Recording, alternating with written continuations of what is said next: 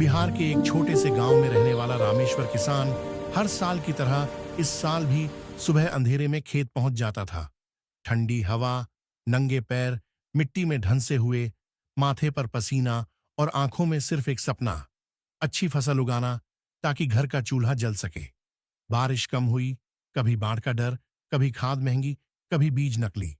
फिर भी रामेश्वर ने हार नहीं मानी। कर्ज लेकर रात दिन मेहनत करके उसने धान की शानदार फसल उगाई।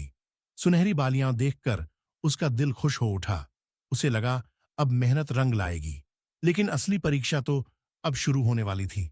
फसल कटते ही रामेश्वर अपनी उपज लेकर सरकारी पैक्स पहुंचा। वहां लंबी लाइन, टूटी कुर्सियां और चाय पीते बाबू।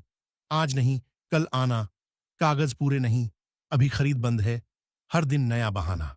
हफ्तों बीत गए, धान सूखने लगा, चूहे काटने लगे, निजी व्यापारी गांव में आकर आधे दाम में खरीदने लगे। रामेश्वर जानता था कि एमएसपी पर बेचने का हक उसका है, लेकिन हक सिर्फ कागजों में था। एक दिन उसने हिम्मत कर पूछा, सरकार कहती है किसान देश की रीढ़ है, तो हमारी फसल क्यों नहीं खरीदी जाती? बाबू ने धीमी आवाज में कहा, अगर जल्दी बेचना है तो थोड़ा खर्चा पानी लगेगा। उसी पल रामेश्वर को समझ आ गया, यह सिर्फ सिस्टम की देरी नहीं, पूरी साजिश है।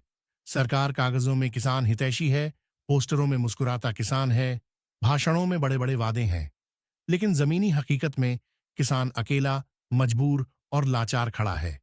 आखिरकार रामेश्वर ने मजबूरी में व्यापारी को धान बेच दिया, आधे दाम में। घर लौटा तो पत्नी ने पूछा, पूरा पैसा मिला? रामेश्वर चुप रहा। उसकी खामोशी ही जवाब थी। उस रात खेत में खड़ा रामेश्वर आसमान की ओर देख रहा था। उसने बुआई की थी, उसने सींचा था, उसने फसल उगाई थी, लेकिन सिस्टम ने उसकी मेहनत काट ली थी। यह कहानी सिर्फ रामेश्वर की नहीं, यह कहानी बिहार के हर उस किसान की है जो खेत में राजा है और मंडी में गुलाम।